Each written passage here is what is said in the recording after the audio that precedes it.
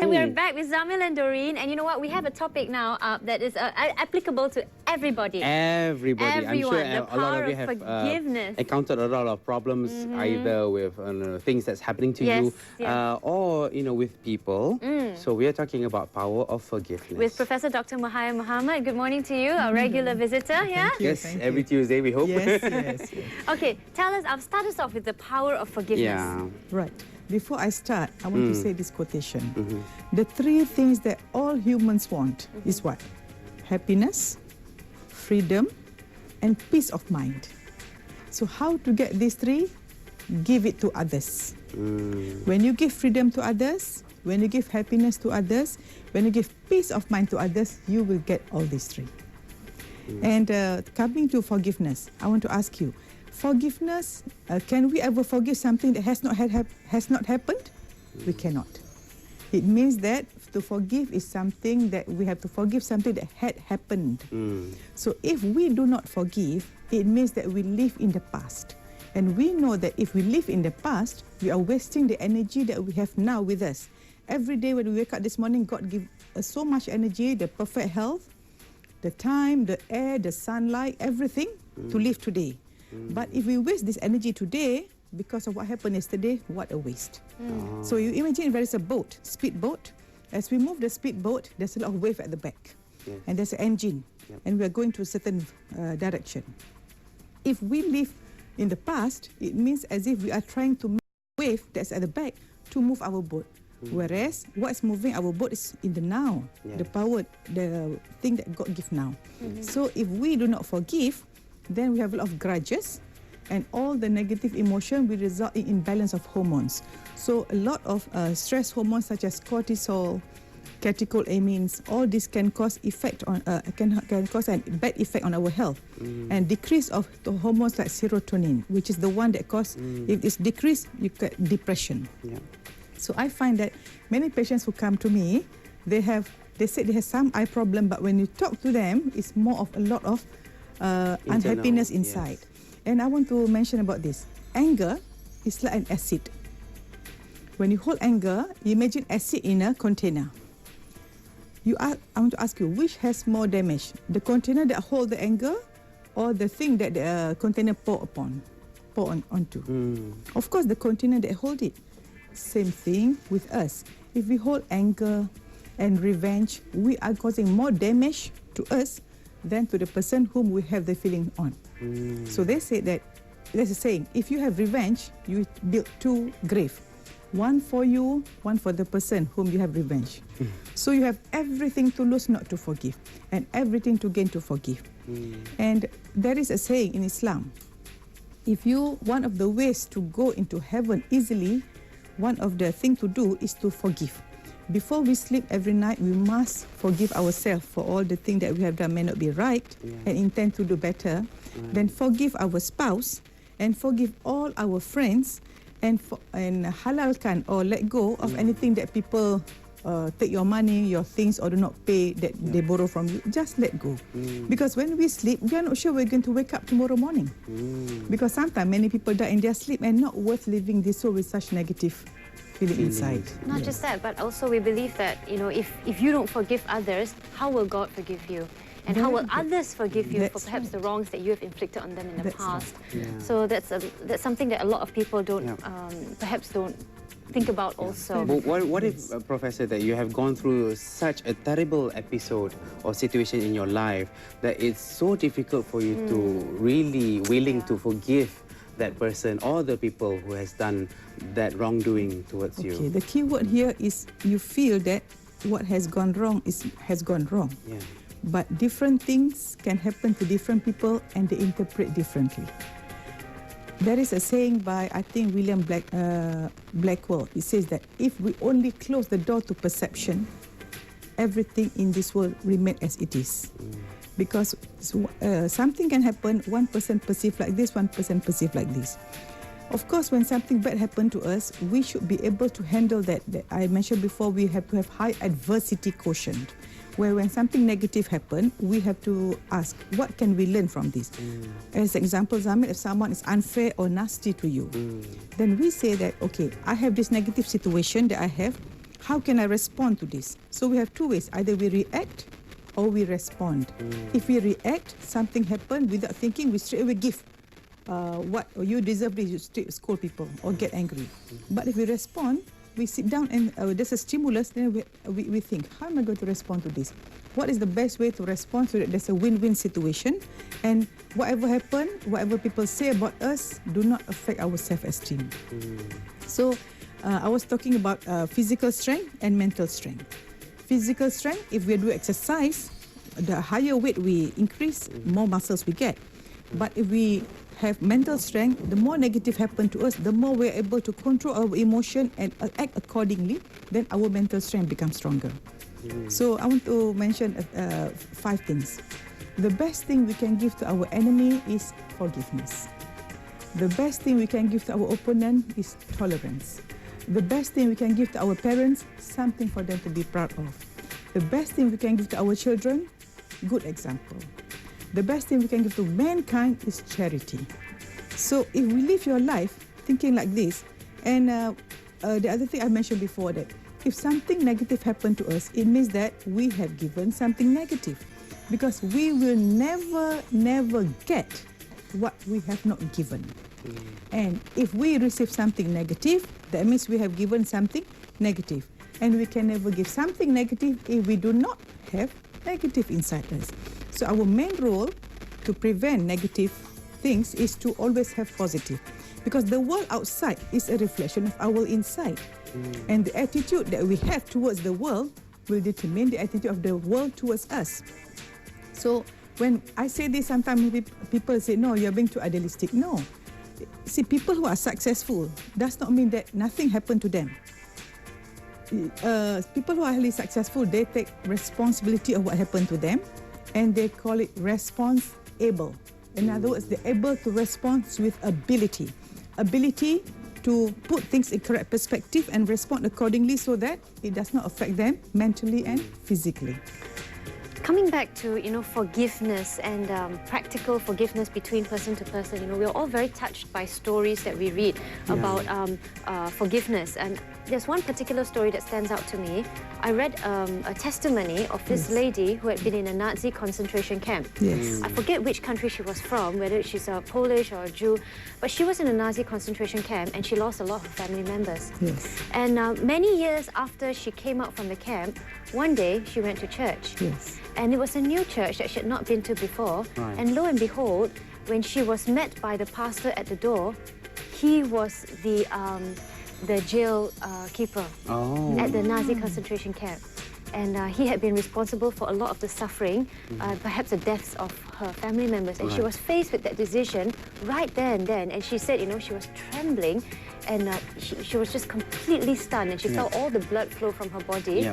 She didn't know what to do. But she decided in a moment that she would forgive him. And instead of shaking his hand, she hugged him. That's wonderful. And, they both cried because I think he realized who she was. And they both saw that they knew each other from years past. And when I read that, I was like, wow, that's just amazing. That's powerful. I don't think I would have been able to do that. The key word that you say is decision. What is definition of success? If the moment you make a decision, you are successful. Okay, so this lady, she was faced in this situation. She must think, either I want to react or I want to respond. And you must, at that time, think, if I were to react, the animosity, the hatredness will never go.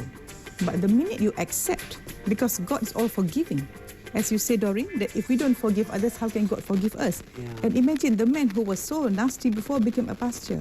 Because we can never ever condemn people because we don't know at the journey of our life which phase we are in. Because we cannot say that if you are good now, you're going to be good all the time. Because it's God that holds your heart to make you good all the time. Some people, they are bad, become good. But what we don't want is we are good and we become bad. If possible, we want to be consistently good. And this is a very touching story. And in a story of, in Islam story, Sirah Rasulullah, in which one day the Prophet said, watch, there's a man who's going to come in and he's sure to go to heaven. So all the Sahabas said, why? Who is this man? And when they look at him, he looks so ordinary.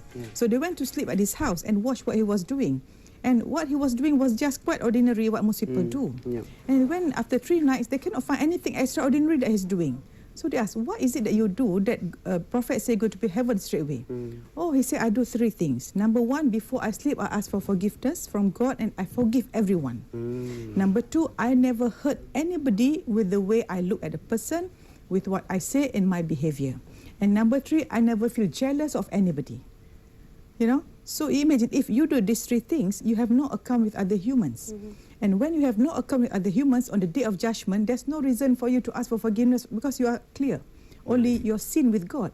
And God is all forgiving. Whenever you ask for forgiveness, God will forgive you. So imagine when you, in the hereafter, when you meet God, all your good deeds are full. Of course, you have a touch and go way to heaven. Let's talk about, forgiveness between, let's say, spouses, or perhaps parents, children, or even between siblings. I've heard it said that the people who you find most difficult to forgive usually are those who are closest to you. That's right. Because when they hurt you badly. With your loved ones. Yes. So how would you advise people to go about this? Okay. I find that when we were small, say 7, 8 years old, everything is okay. Because we do not develop our ego. You see, when you are small, when you are 9 months, you never question God, why don't you make me like this? Then when you grow up, you become certain age. But as you grow, as you become to earn more, to have more title, your ego comes in. So I say that every day we can choose to be hostage to our ego or host to God. When you are hostage to your ego, you get offended easily. Number 2, you are away from what you want and everybody is separate from you. And you always have to be right. You always have to be superior. You are judged on what people say about you. So once you have this criteria of acquiring, having more and all that, you have certain ego. And when most people, they have a fight, not when they were in childhood, but when they're adults, when they're with family. And things occur, usually the thing that they quarrel is very minimal, but it becomes proliferated because of the perception and negativism and ego. If you become a host to God, you say, we are from the same womb. When we were small, we eat from the same plate and from the same parents. Why can't we find something that's common? But as we grow in our life, as we become more financially, very prosperous, most people will fight, which is a sad thing. By right, when you should grow, because as every day go by, we're going to nearer to our death. Yes, you should be more humble. Yeah, more humble. And on our deathbed, we want to say, oh, I've done everything that I can. I've given value. I have no animosity with everyone. But I share with you, Doreen, many people with their own family, it's very difficult because you love them so much. The minute you find something negative, your response or your reaction is small. So the way to overcome this is recall back the moment when you were young. Look at old pictures. Oh, we were so happy then. Live in that moment and start forgiving and look at person with eyes of appreciation, forgiveness, think well of them. Because studies have shown that the minute you look at the person, the way if you look at things differently, things will appear different. Why don't you have this notion that if you see someone who is good, you love them. If someone who is not good, you have sympathy and pray for them. Because actually, Doreen Azami, it's always nice to be nice. It's so good to be nice because you feel good and your hormones are good. But there are some people who do not know how to be nice, maybe because they don't have the role model when they were young, the family background that they have. So we pity for them and we pray that God give them the desire and the intention of becoming good. So if you change your filter of your eyes, when you meet a person, you say, please understand me. Please make me feel important. Then if you look at people with eyes of appreciation, then that person will feel appreciated, then he will appreciate you in return. And this thing will go off. And for those, if you're hostage to ego, you say, I won't ask for forgiveness first. I'm the older brother, so the younger brothers must ask. Don't do that. Because the person who shake hand first and forgive first is the winner actually. He's the bigger person. Yes. What if, Professor, you decide to forgive the person already, right? Should you let that person know that you have forgiven that person, or should you just keep it inside? I mean, if you already decided to forgive that person anyway, regardless of what he has has done to you, but should you let that other person know that you have forgiven them especially or not? Especially if you're not sure if the person still, if the person perceives that you were upset. Yes. Very good question. Because if you say, I forgive you, then for all you know, that person does not know that he's making a mistake. Yeah. He might not realize. For what? What have I done? Right. You know, so in order to say that we forgive, it's not more of words, but more of our behavior, our actions to them. Okay. So we look at them and find something, we appreciate them, we acknowledge them, and we do not criticize them. These are the magic tree I see all the time. If you meet someone, and this is the way to prevent negative things from happening. Right. I think a lot of Malaysians out there should start SMSing. I forgive you, I forgive you. Maybe that will make the world a better place. That's right, that's right. So I want to mention this. There are many people who have a lot of ailments. We call it psychosomatic symptom. Psychosomatic means how the mind affect the health of the body. So many of my patients, I've been a doctor for like 25 years now. And most of the time when I see a patient, I don't just heal the physical, I like to see them as a whole person. And sometimes the way a person speaks to you, their body language and the way they talk about others tell you what sort of mental state they are in. So usually we as doctors who are very holistic in their approach should know where to go for. And most of the time, sorry to say, sometimes I find husband and wife, when they become older, their relationship is going further.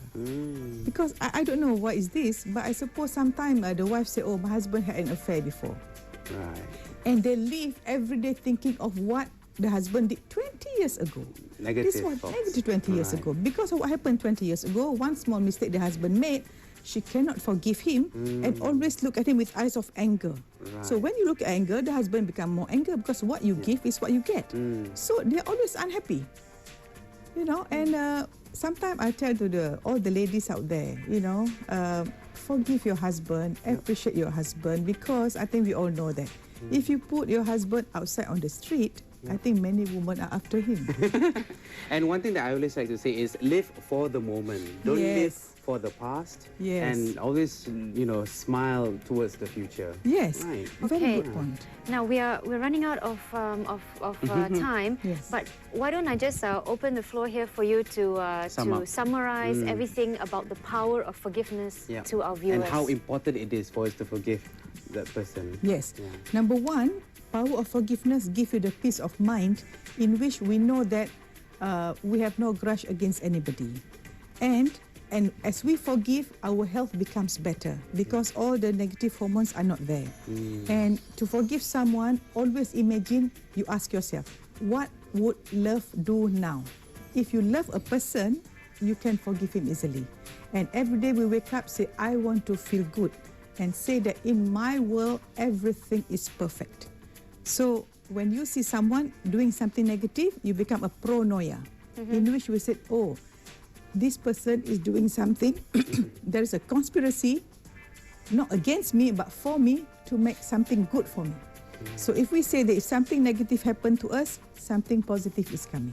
So look at everyone with eyes of appreciation, and every day we think good thoughts, we speak kind words, we take good action. And that good action is always forgiving people whenever they do something that is not to your liking.